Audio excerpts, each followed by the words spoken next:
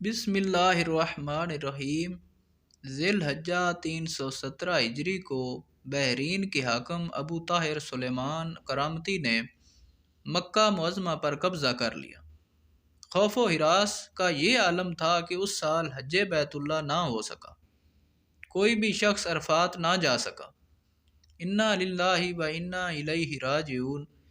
یہ اسلام میں پہلا ایسا موقع تھا کہ حج بیت اللہ موقوف ہو گیا۔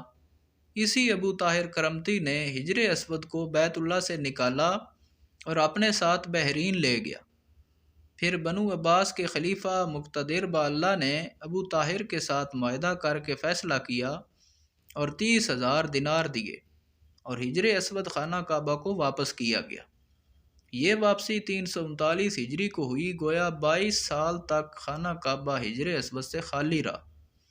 جب فیصلہ ہوا کہ حجر اسود کو واپس کیا جائے گا تو اس سلسلہ میں خلیفہ وقت نے ایک بڑے عالم محدث عبداللہ کو حجر اسود کی وصولی کے لیے ایک وفد کے ساتھ بحرین بھجوایا۔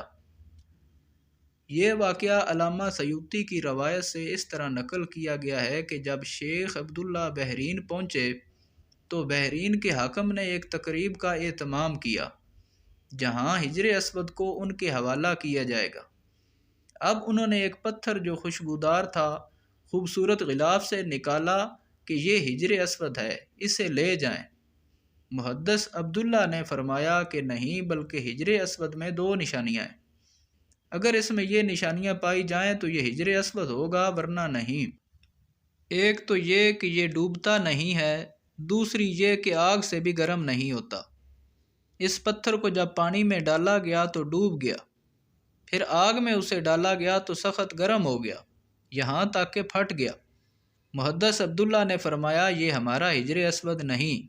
پھر دوسرا پتھر لایا گیا، اس کے ساتھ بھی یہی عمل ہوا اور وہ پانی میں ڈوب گیا اور آگ پر گرم ہو گیا۔ فرمایا کہ ہم اصل حجر اسود ہی لیں گے۔ پھر اصل حجر اسود لایا گیا اور آگ میں ڈالا گیا تو ٹھنڈا نکلا، پھر پانی میں ڈالا گیا تو وہ پھول کی طرح پانی کے اوپر تیرنے لگا۔ تو محدث عبداللہ نے فرمایا یہی ہمارا حجر اسود ہے اور یہی خانہ کعبہ کی زینت ہے اور یہی جنت والا پتھر ہے۔ اس وقت ابو طاہر کرامتی نے تعجب کیا اور پوچھا کہ یہ باتیں آپ کو کہاں سے ملی ہیں؟ تو محدث عبداللہ نے فرمایا یہ باتیں ہمیں جناب رسول اللہ صلی اللہ علیہ وآلہ وسلم سے ملی ہیں کہ حجر اسود پانی میں ڈوبے گا نہیں اور آگ سے گرم نہیں ہوگا۔ ابو طاہر نے کہا کہ یہ دین روایات سے بڑا مضبوط ہے۔ جب حجر اسود مسلمانوں کو مل گیا تو اسے ایک کمزور اونٹنی کے اوپر لادا گیا جس نے تیز رفتاری کے ساتھ اسے خانہ کعبہ پہنچایا۔